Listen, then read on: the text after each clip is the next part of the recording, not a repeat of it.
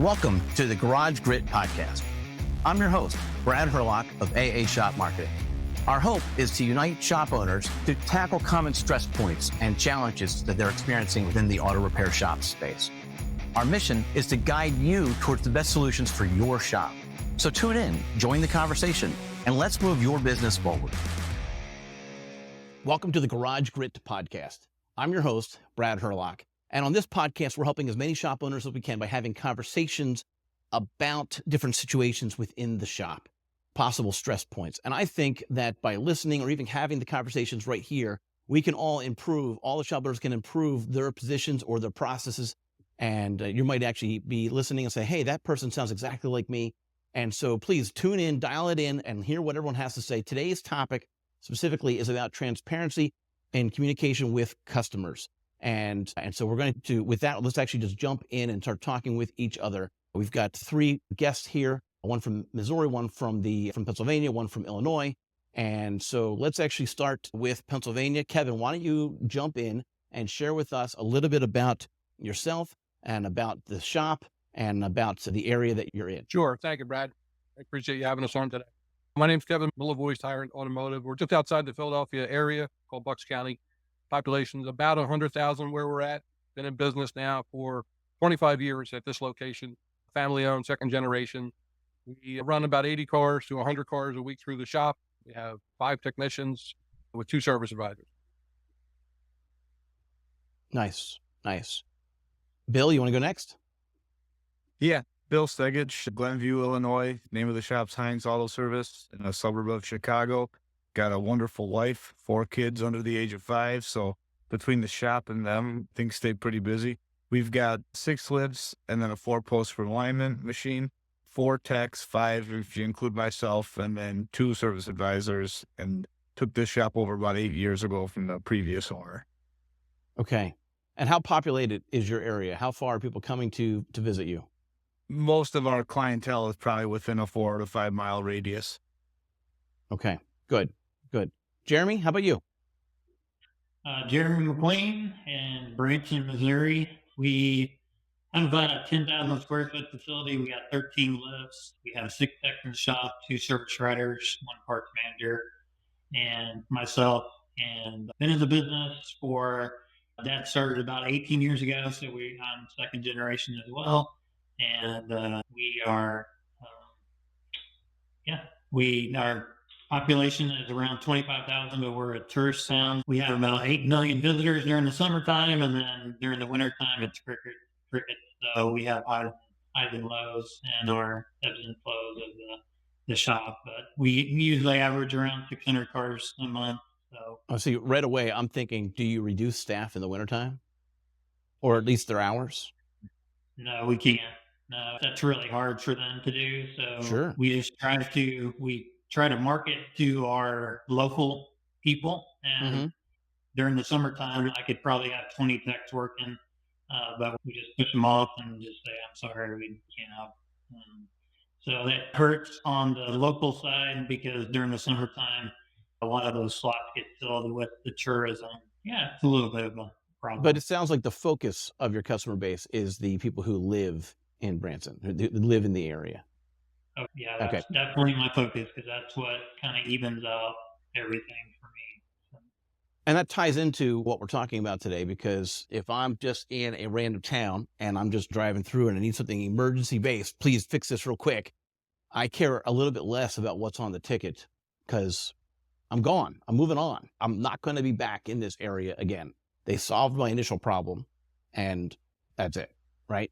Whereas if you want me to be a recurring customer every single 3 or 5,000 miles, then the communication obviously is a little bit different potentially. And that's the focus for today's show. And so I'd love to have everyone just jump in.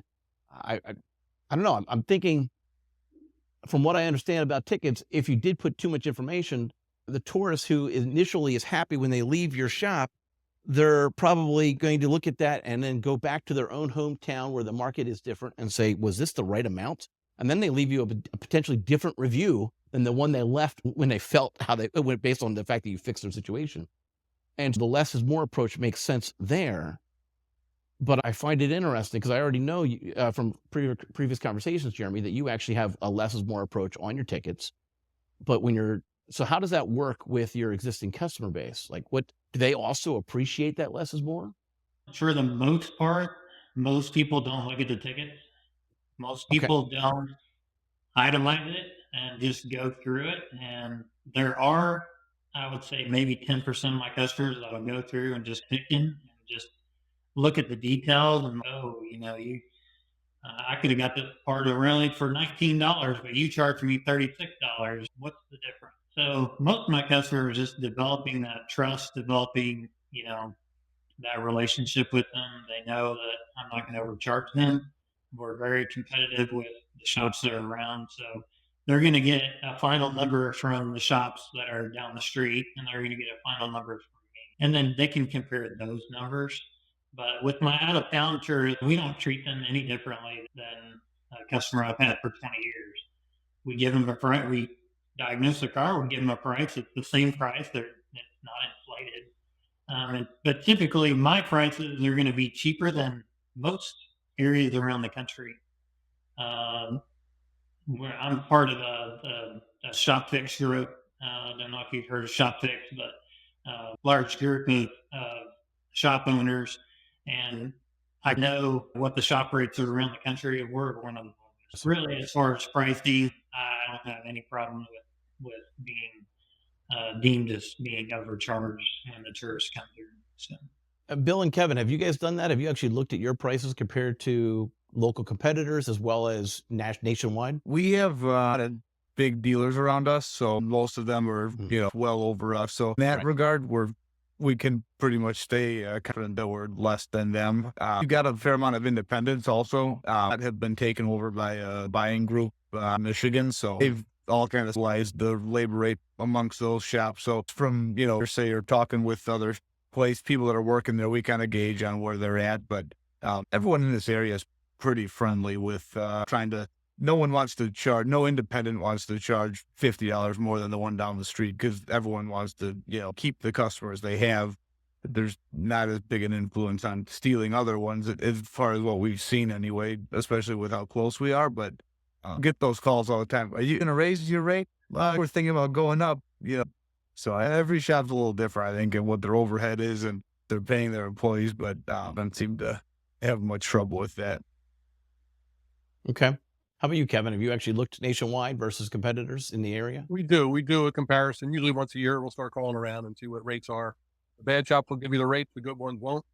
Jeremy, we're also part of Shop Fix Academy. I'm sure like you don't talk rate over the phone. We talk everything else. But yeah, we have a good working relationship with a lot of the shops in the area. So you get to know what their rates are, and we like to stay in and around them. The big box stores, usually you'll find a way to get their rates. So we'll do comparisons. And then the dealerships, the higher they go, the better. So I hope they continue to raise their rates. It just makes it easier for us. No doubt. No doubt. Okay. Let's talk about what actually information is being included on the tickets. When someone comes in, and let's talk estimates, and let's start with estimates, and then you can talk about whether or not they actually mirror the end ticket. But let's talk estimates first. If someone comes in and says, I need something done, how much detail are you giving them? Or are you just giving them that's going to cost X? Kevin, how about if you go first this time? Well, we use the program called Techmetric. I don't know if you guys are on that as well, but it's very easy to print an estimate out, or not print it out, to give an estimate to a customer. We actually went paperless about a year ago. So everything we do now is virtual. But if somebody comes in for an estimate, we try and get all of their information, the vehicle's information, and then depending upon what the job is, some people just want the bottom line price. It's tires, we'll price them out. If it's labor, we'll break it down when they need to know it or see it. But we get as detailed as we have to be on that estimate. But we don't put part numbers, we don't put brands. Basically, what the part is and what the price is. And then they get a total on that ticket.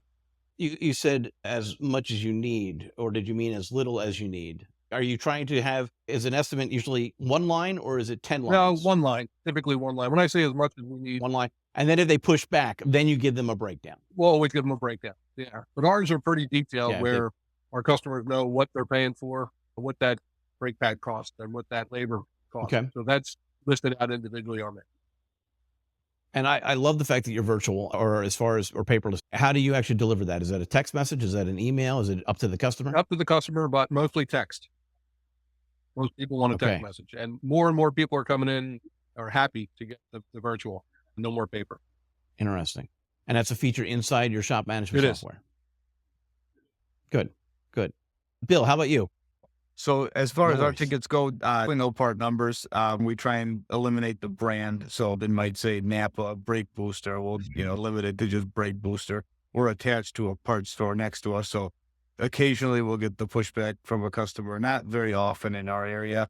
But you'll get some people that'll walk up there for a battery and then come back here and say, well, why is it, it's a different price? Aren't you the same place? Or so when you're working that close, we found that less is more for us anyway. Is less conversation, and also doesn't mean that everything comes from them either. So that trying to get people to understand that, hey, several places to get stuff from, and try and make the best decision for them. But also, in my opinion, what really comes down to as far as how much transparency there is on the invoice is really what your warranty is and what you're willing to stand behind. Because at the end of the day, I don't care if you tell me you got that part from the dealer. If in 2 years it goes bad and you won't, another one in, stand behind it, then it makes no difference to me where you bought it from. So that's the one thing that I will say stands out the most on an invoice from us is, also just your reputation of, something goes wrong. How willing are you to make right by it? So what shop software are you using? What shop We use management Napa software? Tracks. Napa Tracks. Okay. All right. And okay, so that's interesting. And so you're actually going in and deleting, or is it just a setting that you have inside of Napa Tracks as far as hiding the brand name? No, it'll just, when you transfer something over from a Parts Tech or one of those companies that you can search parts for, usually transfer however they have it named will come over that way. So, and have you always been doing it this way, or has it evolved a little bit? Yeah, it definitely has evolved. It used to just be however it got transferred is however it would stay on the ticket. And what you come to realize is the more that other shops integrate or other stores integrate, some people have everything in caps, some people have words in caps and not others, and so all of a sudden the invoice becomes all in caps lock. The other that's why are they yelling at me on line 3? That's continued to be a challenge. But and then as I mentioned earlier, the as far as like labor rate goes, we used to have it broken down by what the labor rate was per hour, and then there'd be a quantity tab on the side that would be a tenth of that hour, and people would get all confused that couldn't realize that paying a full hour, they're paying a tenth of the hour. So we just went to make job is X amount in labor, and then here's the parts breakdown of pads and rotors or whatever. So. That's interesting. Yeah, the part that we touched on a little bit already is the idea that some people are like, hey, I can get this battery for X dollars somewhere else. And I come from a background where, so my father was an electrical contractor, and I would look at his invoices and I'd be like, what are you doing? Why are you not marking up the actual product, the actual wire, the actual electrical box? Yeah. And because in my mind, he knew what to get for that particular situation, which bulb or which brakes or which parts need to go for that is going to work best in that particular vehicle. And I think there's a value in that knowledge, not just the hours of putting it into place. And so it makes perfect sense for me for someone to mark it up. And I recognize that the general consumer might not have that same perspective, but to me, it makes sense to have a 20% or more markup on a product. Don't tell it to my mechanic. I'm fine with him discounting the parts. Now, Jeremy, you actually had a switch though. You actually changed. You actually were providing more detail, and now you're providing even less detail. And you said it before that it was, before we were talking, you said it was about a year and a half ago that you made that switch. Tell us a little bit about what you were doing. Tell us what you're doing now, and tell us what prompted that switch. Was it just one too many customers poking the bear? Yes, but that wasn't the only reason. We also use Techmetric along with Kevin, but we switched over to the coaching program through Shop Tech, and they made some of the recommendations that I've made in my shop, and so we integrated that because of the recommendations that they had, not necessarily because of problems that we had with presenting that information, but it definitely helped alleviate some of the problems that we had with that. Before, like I said, it's not a huge percentage of people that will argue with you. So those small percentages of people, really just trying to get them out of doing that, I think changing over to just listing everything out has helped that. And I don't break it down if they want to. I just flat out tell them, this is our bid price. This is what we'll do the job for. We have markup on our parts. That's part of our business. That's what keeps the lights on. Our industry is weird in how the business is run. I think, in my own personal opinion, if the business was run the way it should be run, we wouldn't market parts at all. We would sell parts for what the parts are, and then we would sell our labor for what our labor should be, and we sell our labor. But the way the industry is, you can't do that. I'd have to charge $150, $200 for an oil change. I can't do that. But the way the industry is set up, we have to charge markup on our parts. People don't like that. People want to go down and they want to compare you with not the shop down the street. They want to compare you with what it's going to cost for them to do the job, or what it's going to cost for their friend to do the job, or the shade tree mechanic, or the mobile mechanic that will come in and do the job, at their house in their driveway with, like Bill was saying, with no warranty. But the cost of business, you have to mark up parts. I have to mark up my parts to keep the lights on. I can't sell my labor or what it takes for me to be in business and to stay in business. As I mentioned, I think you should be able to sleep better at night knowing that you know what parts to order. If they knew what parts to order, they might have tried to do it themselves. But not only did you know what parts to order, but you knew how to implement those parts. So I think there's value in that knowledge. I think there's a fee for that knowledge. And if you're not marking up the parts, then you need to mark a consulting fee. You need to include the time to order the parts as part of your billable time. So that's another way to look at it potentially. But I think that's fair. I'm on board. I think you should actually mark up their parts. But I think you're right. If you actually charge a $250 hourly rate, people would be like, "What are you doing?" So that'd be pretty high.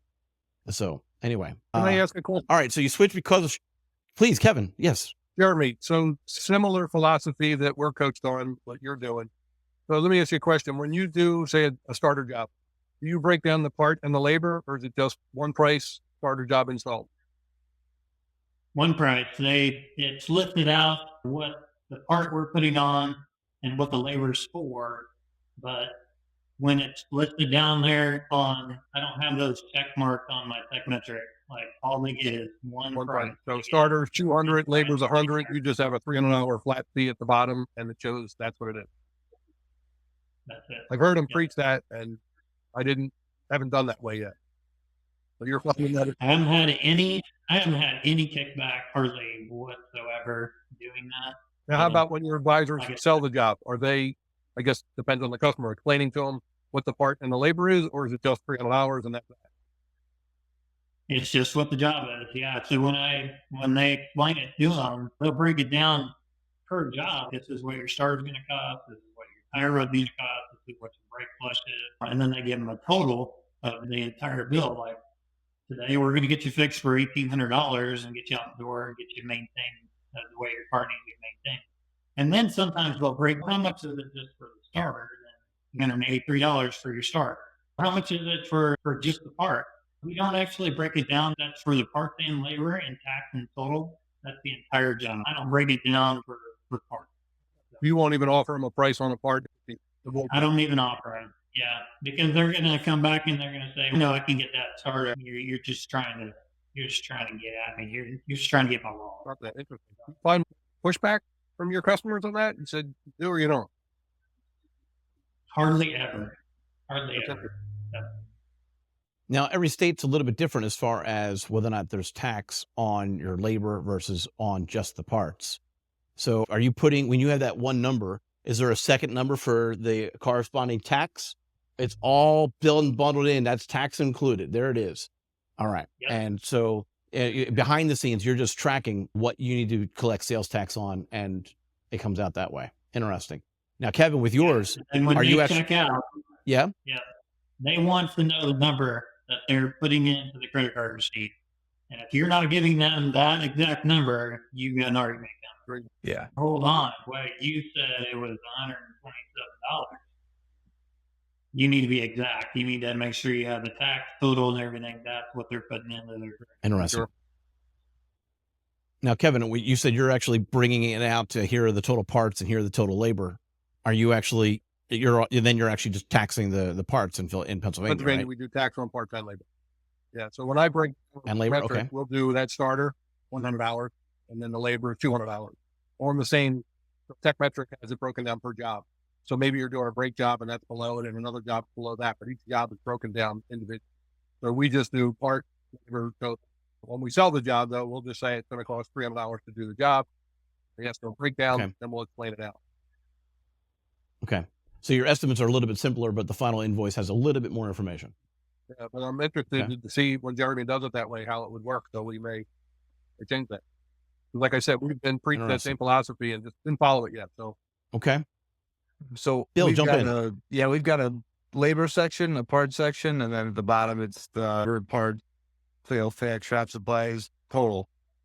So we got 4 different jobs. The brake job will start, like you're mentioning, all going to be at the top with all the cost for all that. And then sometimes the bottom, depending on what you're doing, there can be a list because you've got maybe 15, that go into an intake job where you got to replace 7 different O-rings and, bolts. And so it, gets a little bit, see where what you guys are doing makes a little more sense. It's a little cleaner. It doesn't, for as much way of what is this, 75-cent O-ring for? What, less questions, I guess. And like he said they're really more concerned about, is it the same price you told me on the phone? Because that's what I'm agreeing to. How we get there a lot of times is an issue. Here and there we'll run into that, but. Now, wait, something you just said there, you have a section on your invoice for shop supplies. What's included in that? Yeah, so that's basically a figure based off of the amount of labor on the ticket, and it calculates, any kind of cleaners that we use, rags, even consider like some tool updates or kind of anything that specialty tools. The other day we had a customer push back, why? I've never seen that before. I said, I've never heard of a place that 1, didn't charge it, and 2, probably isn't charging more than we are. Some of these places can get pretty high way of shop supplies, which, what?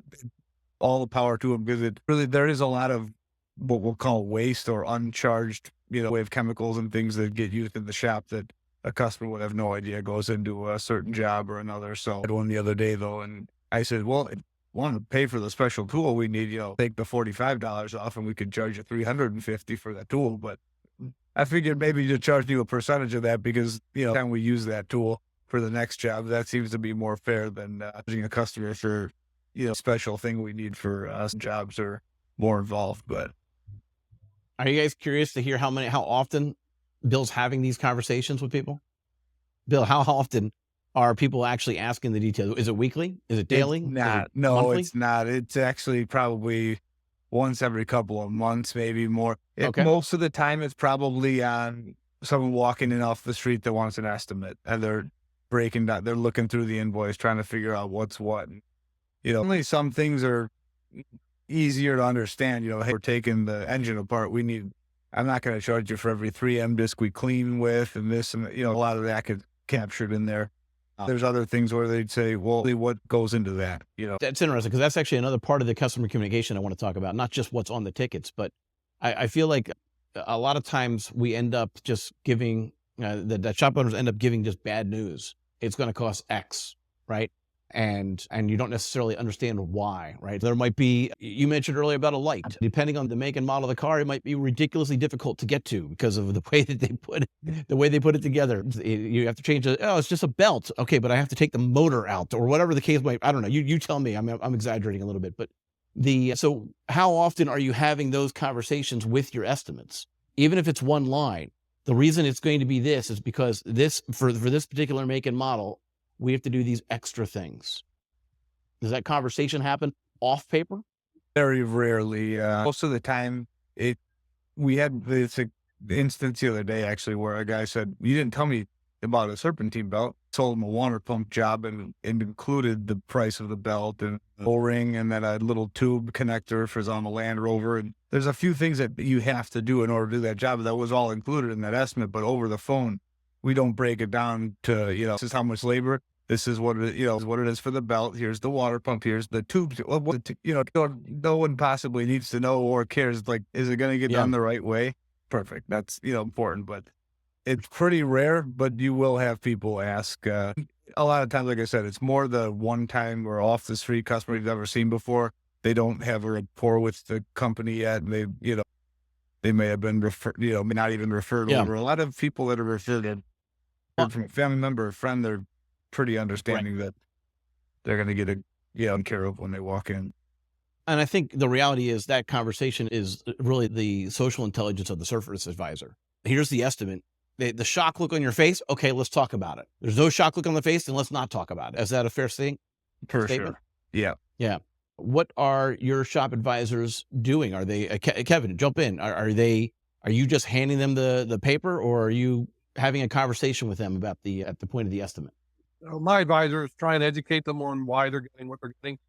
And so as much detail as needed as to what's going on. There are times, like Bill said, you're doing a water pump job, like you explained, and then there's other parts involved in it. We don't always go into exact detail of every single part that's going into it, but it's the parts that are needed to do that job. And other times you have to get more detail and explain to them what's going on, why they need these extra parts. So a lot of times it's situational based on the customer and what their understanding of the job is. But we'll go into detail when we need to try and explain to them and educate them honestly. And what do you do to make sure that, I'm sorry, go ahead. I'm sorry. I was going to say, though, on those instances, like where you're not having all broken down, are you able to see all that for a later date? On the bag, or hey, did we change that part? It just says, total was $450. On our side of the invoicing system, we can break every part down. So I can see those 10 parts, but the customer might only see just all the parts and just the labor, or like Jeremy does, it's just one price. But we can go back in down the road and see exactly what we replaced. And each line item is specific on the cost and where you got it from and all that information. So we see that later.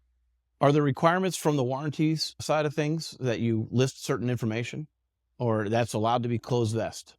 No, on my parts houses anyway, they require information. So we have to then, if we're printing it out, we have to break down part number, the part brand, all the information that they want. But we can go in and modify it, print it out, give it to them, and then get paid over warranty. So it's a couple of things, but nothing too difficult. And then again, that's not with the customer. That's only if the customer comes back with a warranty reissue. If we're going back to our parts house. Yep. Okay. How about if you're doing an extended warranty? They probably want that broken down. Extended warranties, you know how they can be. They're difficult to work with at times. So sometimes they want more information, and some we don't even work with. But yeah, some of them we'll have to give them more detailed information. You choose not to work with certain ones, or they're... Do we choose to? I'd rather not with certain ones. There's a couple, without saying names, that you probably know are difficult to work with. But I explain it up front to the customer, or my advisors do, that they want to push back. They play the game. And then there's other ones that are so much easier to work with. But the customer's expectation is that they're going to pay for everything. And as well as I do, it doesn't always happen. I'm curious to know, when you run into these ones that either don't want to pay or have a hard time agreeing with your estimate. We had one the other day. They said, well, average labor rate in your area is this. And I said, that seems really hard to believe, because I think we might be the cheapest around here. And that's under what we're charging. So obviously going from state to state, going to be different because you have different areas and, and see whatever. But do you run into that, or do you just say, sorry, we'll do it for this and that's that? Or how do you handle those? We run into it where the warranty company is only going to pay for a certain amount. And then we tell the customer that the additional cost is on them. Most times they're paying a smaller percentage than the warranty company. So they're not happy, but they understand. But we get that same pushback from them where they tell us that our labor rate is too high compared to the area, when I know we're right in the ballpark with everyone else. So like I said, the warranty, they should stop. You don't want to discount. You want to discount the warranty company. Right. Don't give them any kind of discounts whatsoever. Right. Because that's all they're trying to do is chew you back. Now, if you want to, on the other end, once your warranty company's paid their part and you go back to your customer and you're trying to save them a little bit of money, and you want to give them a discount, give them a discount. Sure. But they're doing everything they can to chew you down on your labor rate, on your part. Absolutely not. this is what the job's going to cost me to do. This is what you're charged. The rest of it, yeah, customer responsibility. I get it. Pay your part. Pay your part. I'll work out the customer responsibility with the customer. Sure. So Their averages that they're coming up with other mechanics in the area, they're obviously including backyard mechanics that don't even offer warranties, right? That's the only way to get that labor rate down, probably. Interesting. Okay. We had a All customer right. the other day who got a claim bounced on for a lifter job on a Chevy Avalanche. He had did paperwork for oil changes, and the only reason I bring this up is because I'm curious. They had said, well, it says up to 5 quarts on his invoices, even though they probably were putting 6 in or whatever it called for. So they bounced the claim on him for this work, even though he was probably getting the oil changed with the correct amount of oil, but his invoice was showing something other than that, which makes me say, hey, oil was $79.95 and that was everything. And certain things have no transparency. I guess that could be another issue, but it's probably a rare occurrence, but it's just all the more reason to have the kind of things in order correctly on there. Sure. And insurance companies, as well as warranty companies, like they have an entire claims department whose primary objective is to avoid paying. Like that's their internal mission of that department. And that's a difficult thing. But so they probably are looking for any excuse, right, Bill? So that's a good example. So there are warranties that you offer that actually, depending on what network you're a part of, maybe they transfer to other shops. If they get a job done while they're in tourist season, Jeremy, at your shop, and they get so many miles on the tire or whatever the case might be, they can have that handled by another shop in network. Are you attached to that kind of a program? And so what I'm really wondering is, on the flip side, how often do the three of you take on jobs that are warranties from another shop's work? And how do you get access to what was actually done, especially if they have a single line ticket as opposed to describing what was actually done? Who wants to go first? yeah, so we're part of a certified auto repair here at O'Reilly. We do a 3-year, 36,000 nationwide warranty. It's a pretty good process how it's set up. There's not a lot of detail that I need from the other shop. There have been times where we've called and we've needed to get additional details on what they did and what's happening now. But as far as the warranty coverage, it's pretty good as far as the certified auto repair warranty. So that has been a good process for us. We also offer here locally a 10-year, 100,000 mile warranty. And we don't see very many. We don't see people are just not hanging on to their cars very long.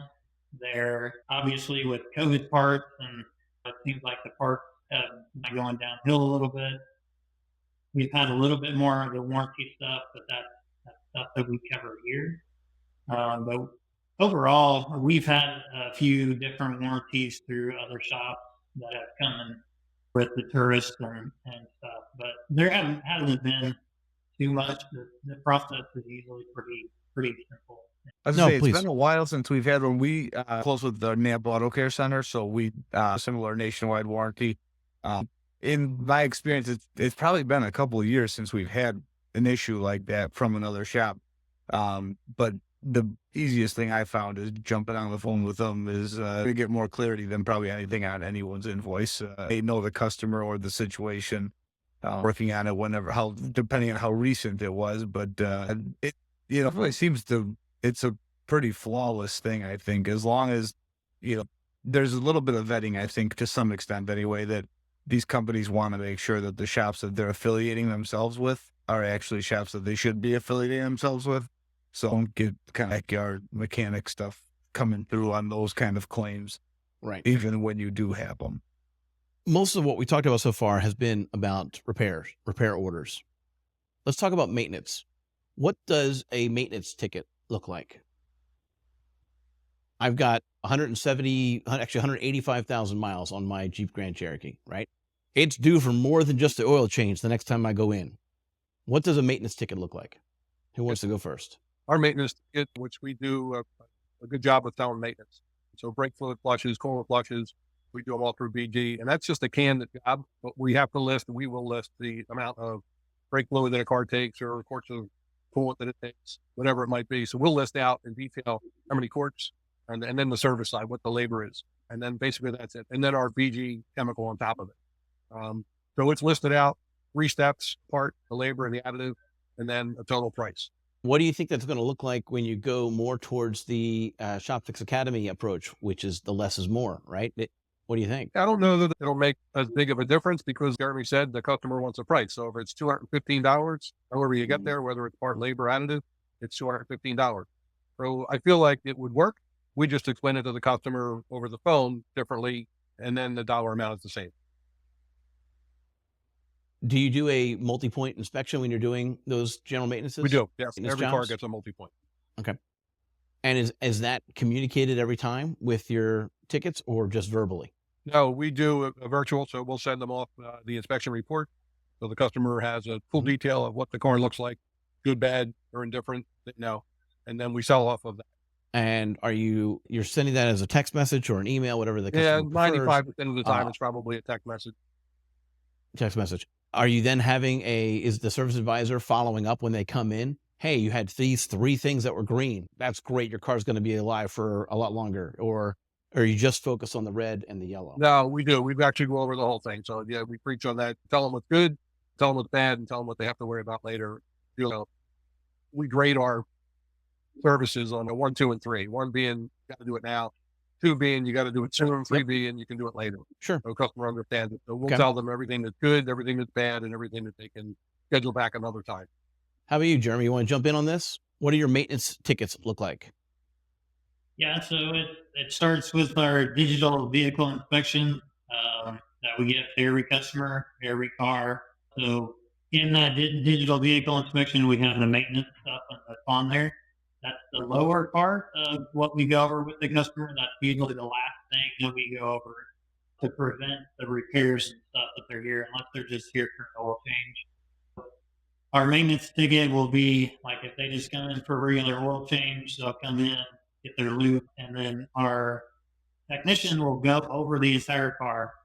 Techmetric's got a plug for Techmetric. They got a great DVI system of just going through the car. If you're not utilizing that on Techmetric, you probably should be, because, oh my gosh, that is a huge selling tool. You can put pictures in there. You can actually take a video of everything that you're just recommending to them. And then fluid service, like Kevin said, we're huge on fluid services. We're a BG shop too.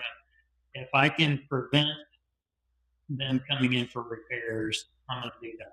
And the only way for me to do that is to do their fluid maintenance. That is a big part of what our tickets usually comprise of as far as our AWR, other than the repair itself. So our kind of list that we go through is what they're here for. So make sure you address that. Make sure that that's done top notch, concern, cause, correction, everything on DVI. You got everything written in. You got good pictures.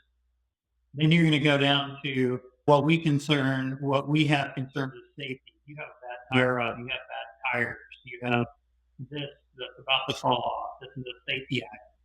So we address those really hard with them, saying, hey, this is something you need to get fixed today, or this is something you need to get fixed within the next week, or you're not leaving my shop until you get this fixed, or we're sending it out on a tow truck and I'll send it to your house. And then we go down to the maintenance side. That's bold. Yeah. That's bold. Yeah, there's certain things that, and I've never had any problems with my customers. They're either going to get it fixed, or I think maybe one time over the last 18 years, I've had to tow a vehicle out here because the customer didn't want to get I'll do it for free for them if it comes down to that point if I need to. But that maintenance stuff, man, that's huge. It's good for your ticket, but it's mostly good for your customer. But on the ticket, it just says on the ticket, does it say LOF and price, or does it say fluid maintenance, or it just says maintenance? It'll say brake flush. It'll say coolant flush. So that's actually the most detailed tickets you have. Then is that you actually list the different aspects of each of the flushes and whatnot, each of the coolants and each of the and why it's important and why it's important. Why you do that? Yeah. Okay. Yeah, we've got a breakdown between each service. So like a diff service, coolant flush, system, it is. I found that from back in my dealership days, a 90K service, depending on who sold it or who's working on it, a much different service than what gets performed. So sometimes from my experience anyway, there might be a 90K on this car, it might be 3 hours, and the next one might pay you 4.5 because it got sold at the same spot, but the parts were only, did the brake flush last time. So don't do that again, So I found the more clear you are, the more clear we are as to what was done and when it was done.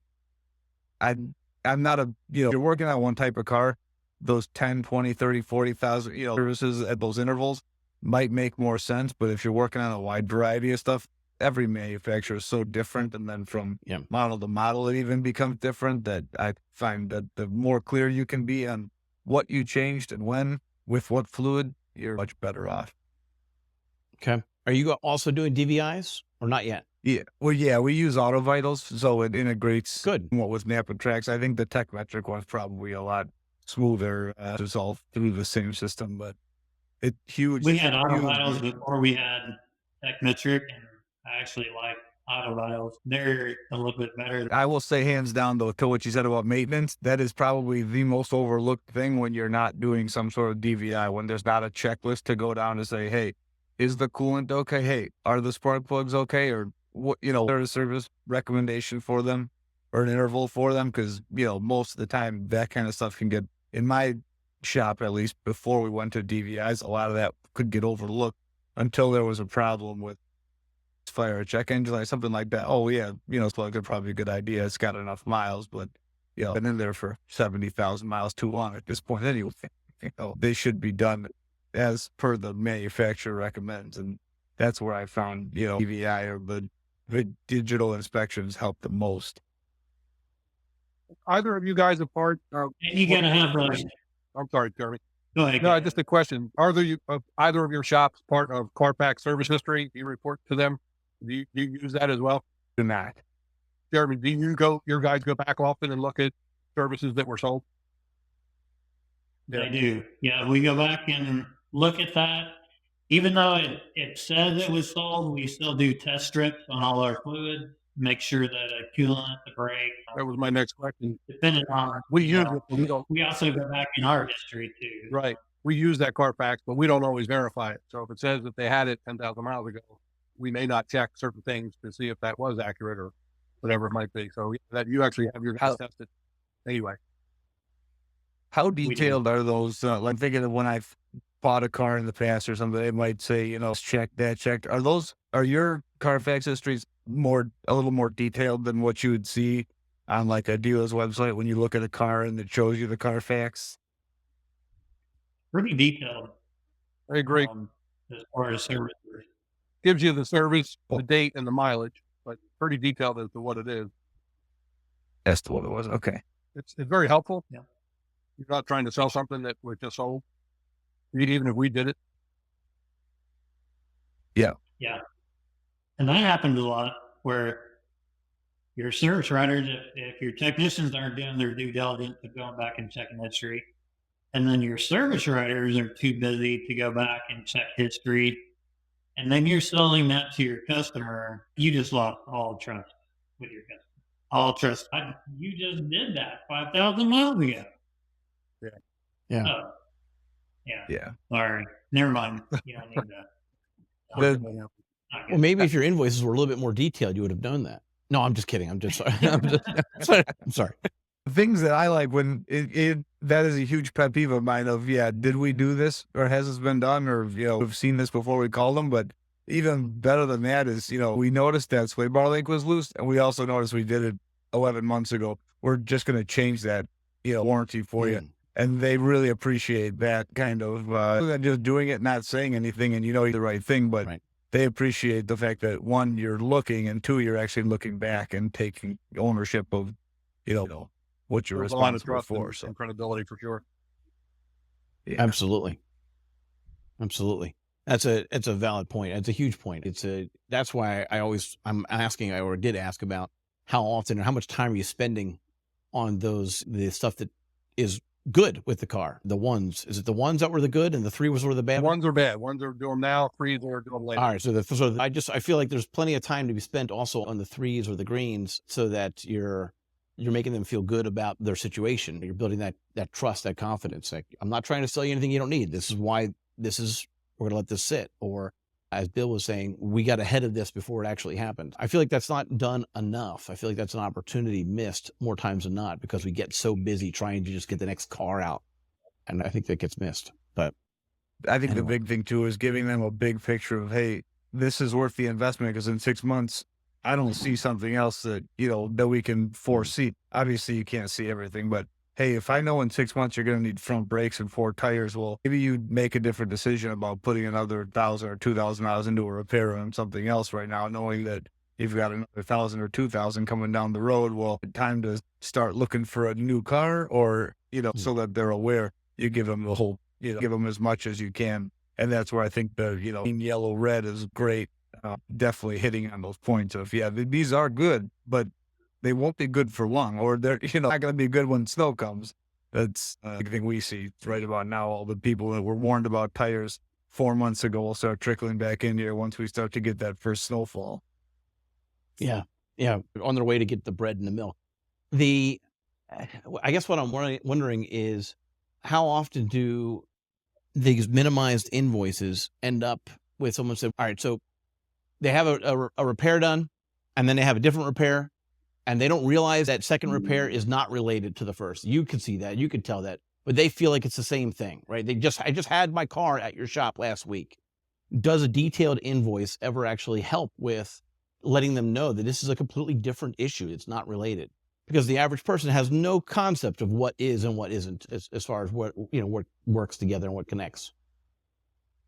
Bill, your invoice is the most detailed. Have you used your past invoices to show the customer and say, no, that is not something that we address. That's different. There's definitely coolant hose, for example, might show up on the ticket, coolant hose. Well, the car has 15 of them. You just changed the coolant hose. What do you mean it's leaking?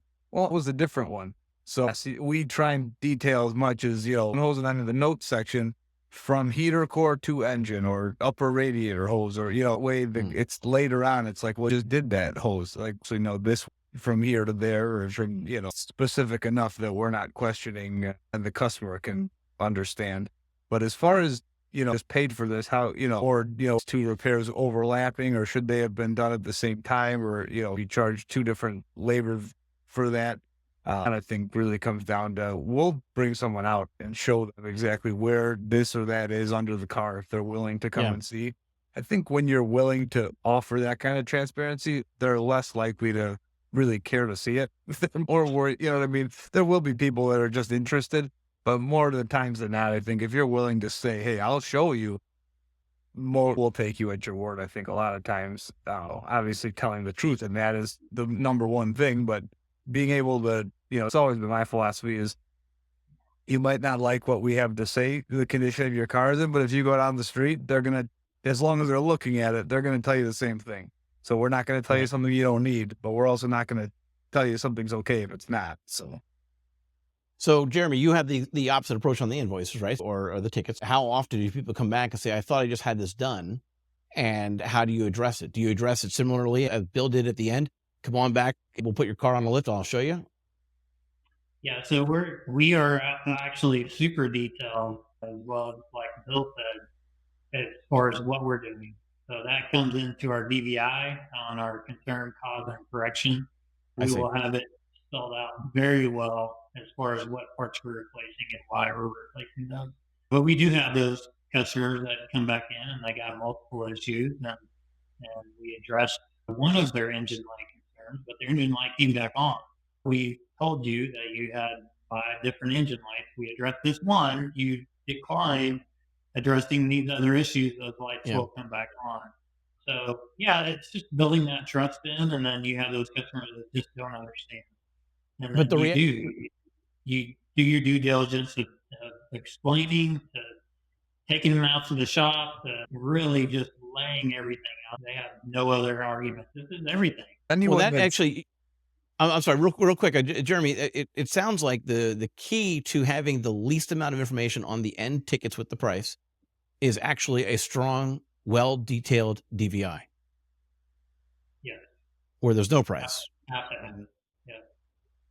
I'd say for anyone listening that's not doing DVIs, at the very least, I think one of the most important things that, and Jerry was talking about, is like anything that's lit up on that dashboard when that car comes in. Like he said, you may have worked on a check engine light and it might have come on for something else, but there's a lot of cars that come in with lights on that they have no interest in fixing, but then yet they'll be happy to say, hey, that wasn't on before I came to see you. It's one thing I've found that the DVI, for nothing else, is a good way to cover your butt and say, hey, this was, the problem when the car drove in.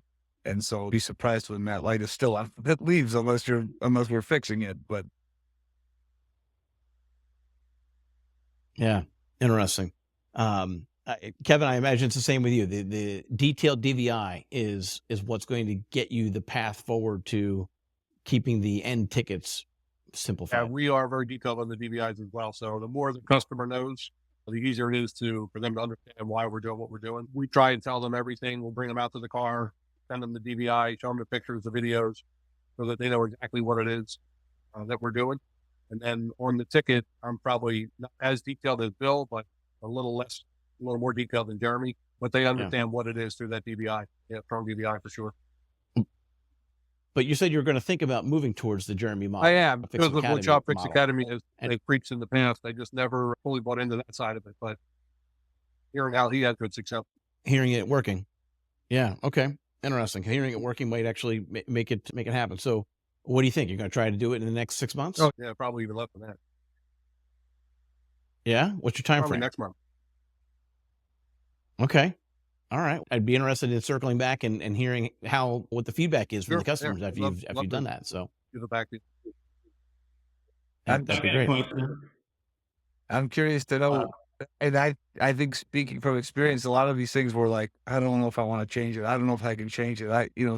Everyone's gonna say something when I change this, and then we do it as like, you said anything in 2 years? I don't think anyone even noticed that, we're went up $2 or afraid of having chops. And so do you guys feel like you can get in your own way with some of that? Well, every day, bro. Every day. I second guess myself every day. Yeah. In fact, my service manager a lot of times will make a decision just because she knows I won't make one at a time. So she's like, just tell me give me the options and I'll pick one. Okay. And then she'll do it. But a lot of times I'll get my own way. Jeremy, what was your question? Decisions that are good for the customer and also what's good for your business. You got to make sure you protect yourself. And you're doing your business due diligence for your employees and for your customers. Yeah. So I had a quick question from the guys. Do you guys do estimates over the phone without looking at a vehicle? Never, ever. We will, but definitely with telling them this is, totally irrelevant if we don't even make sure that you need what you're asking for. A lot of times we'll say, oh, I was at the dealer. They told me, why don't you bring the car in? We take a look at it, figure out what you actually need, and then I can price it out, because it really doesn't matter if I'm cheaper than, I guarantee you we could be cheaper than the dealer, but you might only need half of what they're telling you. So would I bother giving you an $1,800 estimate when you need $400 for the work? So Bill, have you found that like when you give them a price over the phone, that's the price that gets stuck in their head and that's the price that they want to pay at the end? We make sure that it's clear that, hey, this is not including any kind of diagnostic charge. We also, on a lot of things, won't feel comfortable just changing what you're asking us, unless it's a set of wipers or something that's, obviously, if their side your mirror off and it's clear as day that, not going to be anything more involved. But no, on a lot of stuff where it's someone else told me and I'm just looking for a price on it, we make clear to them, this is what it costs, but in order, the price of the repair, but we also do charge a fee to look at it and verify that this is in fact what you need. Otherwise, we can't stand behind what, the problem is still there after we replace what you asked for. As much as we could say, well, you asked for it, we all know as well as I do, that doesn't really work. Their goal was to get their car fixed. So trying to be upfront and clear with them, like, I'm happy to give you an estimate, but that's really all it's really just you could almost call it a guesstimate without seeing the car. A random number. Yeah. It sounds like you've got answer envy. You like Kevin's answer better, which was no. Yeah, I'm sure Jeremy has been trained the same way. So we call it a 15-minute no wrench inspection. come on in, let's get a look at your car, see what it is. We'll get, DVIs on it. For no charge, we're just going to put it up in the air and take a look. Might be a rattle, might be a check engine light, might be a leak. And we're one of three ways we're going to go. We're either going to see what it is and give them a price, tell them they need more diagnostic work, and we got to pull this apart to see that. Or, hey, it's just that bad. We're not interested in doing it. Your car is, telling them is that bad. But so, yeah, one way or the other, we're going to get them in the door and get a look for 15 minutes. And I tell my guys, it's like a return on investment. Put that car up in the air, spend 15 minutes on it. I don't want you to pull anything apart. I don't want you to go too detailed, too deep into it, but find out what, and then get them in that way. A lot of the reality is your closing rate is going to be through the roof compared to just an over the phone estimate. Yeah. You get them in there and experiencing you and your team, right? You're going to be more likely to make that repair for them. And over the phone, they're really looking for price. So it doesn't matter what everything else is. It's just, can you beat the price? Like Bill said, sometimes I can, sometimes I can't. Maybe you don't need all that. So it's not always about price. But once they come in and meet you, then everything changes. The reason I would say we don't just say no, I now understanding how you said it. Saying no to me would tear the other end of the phone hang up. Right. And a lot of times you lose because you don't know what the price is. So you're just higher, so you lose. Or you're lower and you come in, they come in and you do the job, and now you found out that it needs 2 extra parts and now you're more money. So they think that you're trying to oversell them something else. So for me, it's a loss all around. I'd rather have that customer come in and see me. Plus the fact that my service advisor is now taking up his 10 or 15 minutes of time to search parts, to look up labor, and whatever it might be, for no reason at all. Yeah. It's interesting because I got a great example of one, the 2013 or 14 F-150, went to a Ford dealer. They were a regular customer for me, but went to a Ford dealer. They needed a evaporator, and they said Ford quoted me an evaporator and an actuator for $3,000. That sounds a little high, but let me just see what it would cost me to do it. I'm like, yeah, we can do it much cheaper than that, but unfortunately, we've had problems with the Ford dealer here, and I don't trust what they're saying. You may not need an evaporator whatsoever. They may be spot on with what they needed. Anyway, I got the customer in the door and just said, hey, let's just check it out. Let's just verify what they're saying. If you want Ford to do it, that's great. I can do it a heck of a lot cheaper. Got them in the door, looked it over. They did. They needed an evaporator. They didn't need an actuator. And it was only like $1,200 for me to do that job, and saved them $1,800 on doing that job. But they needed quite a bit more maintenance. I ended up selling that ticket for $4,000. That's $1,000 over what Ford quoted them for just fixing the evaporator. But I maintained all of their fluids. I put tires on their car. I gave them a much better car, giving it back to them, even though it was $4,000 more. But you build that trust and you build that. But I didn't give her a price. I just told her, we can do that much cheaper, but let's just verify. Yeah. And Bill, there was a long time where I would give prices over the phone before the shop fix mentality, and it was hard to switch that. I would work so hard to when I was on the counter, trying to get that sale for somebody I didn't know, for a car I never saw. And it was really just based on price. So it was hard to say no, but I realized after that it was better. Yeah. Well, it hurts at times, though, to be honest. It probably feels like you're trying to be, I wonder if, depending on how you deliver, I need to look at your car. It might sound like you're actually trying to hide something or trying not to share something with them, right? Like by trying to be verbal initially, it might seem like you're trying to be more transparent with them, but you're just hurting yourself and you're hurting them by not actually looking at it first. As Jeremy, you said the word verify, right? That's just it, right? The customer was told this. Okay, that's great. That's a good starting point, but I need to verify that before I give you an actual number. We find that with Jeremy's point too, with some of these bigger jobs, like timing chain job on a car with 150,000 miles, where the actuators are coming off, cam gears, you got solenoids, it's like all the stuff's coming apart. It's got 150,000 miles on it. The dealer, from what we've found, is willing to go in there and just put a chain on it and leave everything. And 1,000 miles down the road, if one of those gears go bad, now all of a sudden you're too bad, so sad. We're going, we can be a lot cheaper than we can then be, because we're like, hey, if this was my car, this is the way I would do it, because I don't want to go back in there in 10,000 miles and pay another You know, and also I wouldn't feel right saying, oh yeah, we just did that 6 months ago, but now we got to go back in there a second time. So point, I guess it is, the estimate is really not very accurate. I get a lot of sense over the phone. So One of my you're favorite not sayings, comparing apples to apples most of the time. one of my sayings to my guys is, and it was an old commercial back in Philadelphia, probably not in your area. It was a jeweler, and an educated customer is your best customer. And I found that to be so true. If the customer understands why you're doing something, so it needs a timing belt, but here's why we're putting these other 10 parts in there to get you a better job, and you're going to last longer, and you're not going to see us again. So yeah, it's going to cost you more, but of course you're less in the long run. So I preach that, educate the customer on what it needs completely, let them make the decision, but we'll never go without explaining things to them.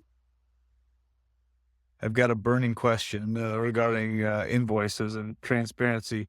The new thing, at least in our area, seems to be credit card fees on the from a lot of our dealers that we're buying parts from now.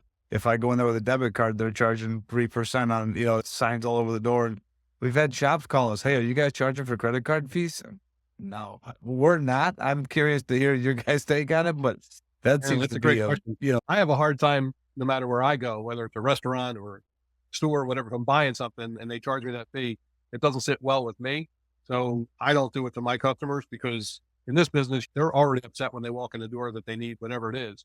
And then you hit them over the head with that fee. I feel like they're even more mad at you. So in my opinion, I say put it somewhere else, whether it's your shop supplies or the part increase or the labor increase. Just find another way to put it on the invoice, but I don't charge for it now. I think it's just the dealers in our area that do that. They're the only ones that I know of that do that. So, but they're already priced so high they can't raise their labor rate anymore. So they have to charge you that 3% fee. It is a growing trend. And interestingly enough, our very first podcast of the Garage Grid podcast specifically was about that topic and trying to figure out whether or not you pass this on. And one of the things that came into the conversation was the median age of your customer base.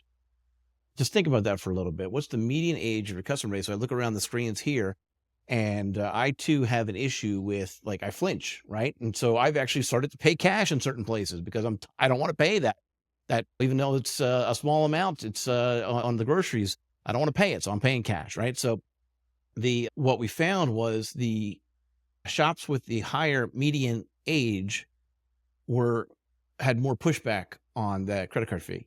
The shops with a lower median age had less pushback on it. I can see that. Yeah.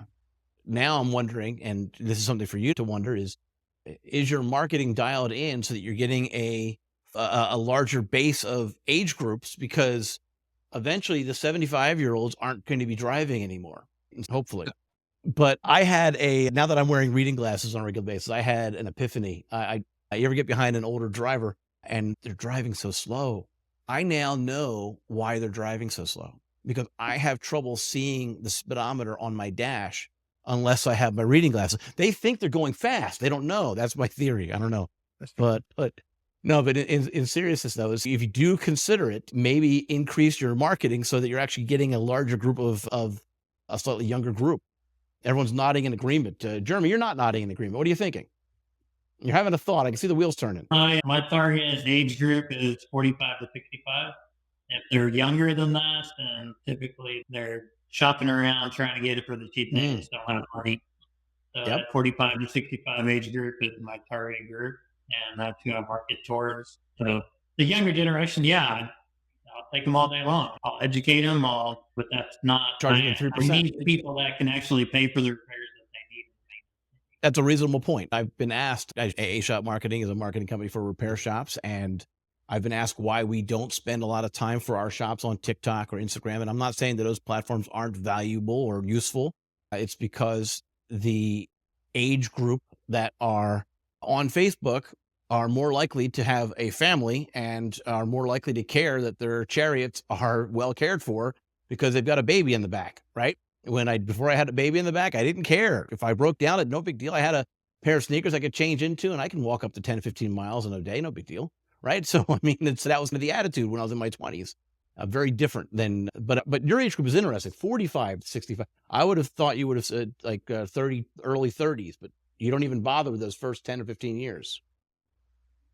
Well, it's not that I directly market to those people, but that's my target age group. We don't market to everybody, but Yeah, but the style of your marketing is going to appeal to one group versus another. That's a reality. yeah, Yep. yeah. Okay.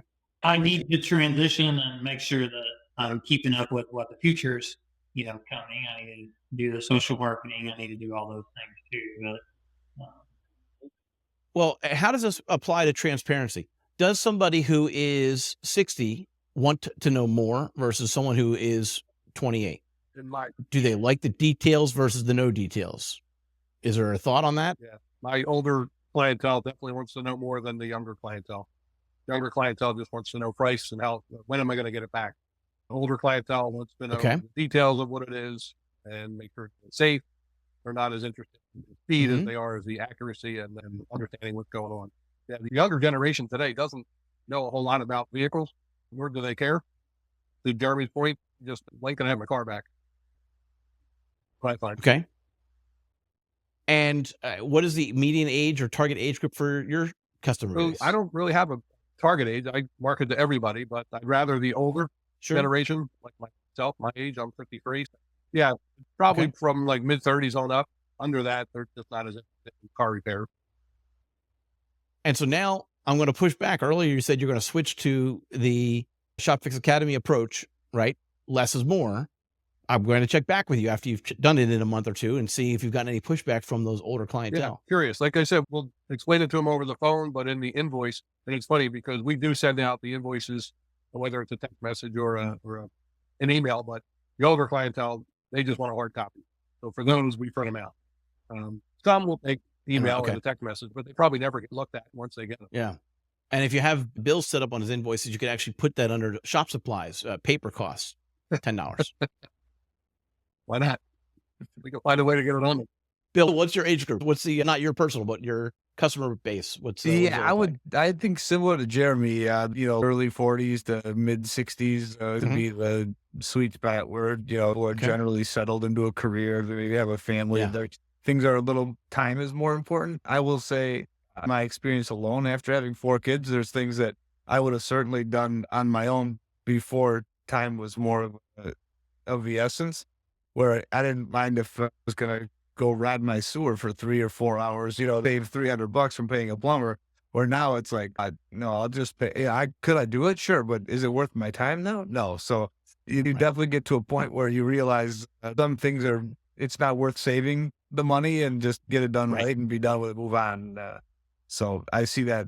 I will say though, the older generation, the thing that I see more of is, I remember, and maybe not only them, but I remember when a battery was $50. Why is a battery $100? As if they bought one yesterday, and people buy one every 5 years. So that, spark plugs used to be 60 cents when I was a kid, and now they're $24. Those are there's a generation there where there's definitely more pushback on what things used to cost, and people my age don't realize that because that was never a thing. 30s, you driving a car for 15 years and you've probably only been paying to fix it for maybe 10 of those years. Your parents probably help you out for 20s. Yeah. My mind goes to the 5-cent candy bars. Supposedly my dad tells me that they were giant and they were only 5 cents. And same thing. But so I think I would agree with Kevin's assessment then, Bill, is that find a different place to put that 3%, because based on that age group that you're talking about, they're going to have some pushback. Now I have some contacts in the credit card space, and they'll tell you that there are ways where you're not automatically charging it. You're actually offering them a cash discount or same as cash discount. Instead of charging the 3% fee, this is the price with the 3% fee. Or you could pay 3% less by paying it in one of these mechanisms, ACH or those types of things. Not specifically greenback, but that's obviously an option as well. What would your thoughts be to something like that, to try to position it as a discount instead of a 3% charge? Do you think that older clientele would be okay with that? We definitely have people that will do that. We'll offer, they want to pay cash. We'll do it at 3%. We'll take 3% off. We've never considered adding it on for a credit card piece. I was more curious because I've heard of, in the similar boat Right. where I don't prefer it. I don't really like it. So I wouldn't push that on someone, but we've got certain people and every time they'll happily pay cash and take 3% off. Right. Would religiously. So And with that in with mind, Bill, then you could potentially just automatically add it somewhere and then offer the cash discount. Now, there are correct ways to do it to make sure that you're in compliance with those rules, but you could potentially implement a system like that where you're actually letting them know, hey, if you're going to, because that's actually the message, right? Is if you're going to use your credit card, you're going to get your points, you're going to get your airline points. That's fine, but you need to pay for those airline points, not us, right? That's actually the message at that point. And again, it's all about the communication. approach, cash price or credit card Right. price. And there's, like I said, there's still cash alternatives that are same as cash, Sure. like Venmo or something like that. Jeremy, any thoughts on that? Would you consider positioning that? We don't do cash discounts. We just tout it as we don't charge the 3%. So that Okay. is your discount. Yep. So we don't do a cash discount. We haven't had any really pushback. We had a lady just last week ask, "Will you guys have a cash discount?" No, we don't. But we don't charge you 3% like you do when you go to the dealer. They're usually pretty happy with that. So we've got no discounting. Someone asked, we try and set the price fair, and that way there's no question about, well, somebody argued for 15 minutes and you took off $12. Now, discount, 3% for cash. That's our discount. If you want, take it. If not, that's fine too. Okay. But we, try and stay away from that. So that's kind of the short answer for Yep. someone asking. Whether Yep. you guys offer financing, Easy Pay or Snap, No. Jeremy, you do. No. We do it. Yeah. Yeah, we got Trinity, and then we have Qualify. Yeah, we use Easy Pay and Snap. And we're getting set up on Snap. Yeah, Snap's pretty good, but we do a lot on financing. People don't have the money today, but they can pay for it over the next 3 months or in 100 days. I think one of them is that for us. You avoid the discount because when they're going that route, Right, they're getting finance, so they're not asking for a discount. We do a fair amount of, not a lot, but a fair amount of. But as far as discounts go, we'll offer a discount, AAA or military, police, fire. Again, in my opinion, they're already coming in upset that their car broke down. So by offering them a little bit of a discount, it makes them happy. Makes them want to come back again. interesting. Okay. All right. So we've been chatting for quite a bit now, longer than I was expecting. I think it's been a great conversation, though. I think there's something to be thinking about as far as how much to share on the tickets, but also in the DVIs. I think that's actually the main point, right? Was be detailed on the DVIs and be light on the final page. And I think that's the summation. But find out what works for you and with your shop, obviously. And if you have questions about or you want to continue this conversation, we actually have a private Facebook group page that you can come to join us. And you can access that from our garagegrit.aashop.com website. All of those links will be in the show notes. And we'll actually have all the resources in our show notes as well. Any final thoughts from you guys before we wrap up? Any summations? Do you guys want to add a final question that you didn't get a chance to ask? Not for me. Okay. Bill and Jeremy, you're good? And all good. Thanks, so. Yep. Okay. All right. Again, thanks for each of your time to be here as well. I appreciate you taking the time out of the day middle of the day to do this. Thank you so much. And we'll put this is the live stream, but we'll actually put this out on Spotify and Apple as well as YouTube early next week. And so feel free to share it with your friends or your contacts or your Shop Fix Academy friends and let them know that you were talking positively of them. See, so they'll appreciate that.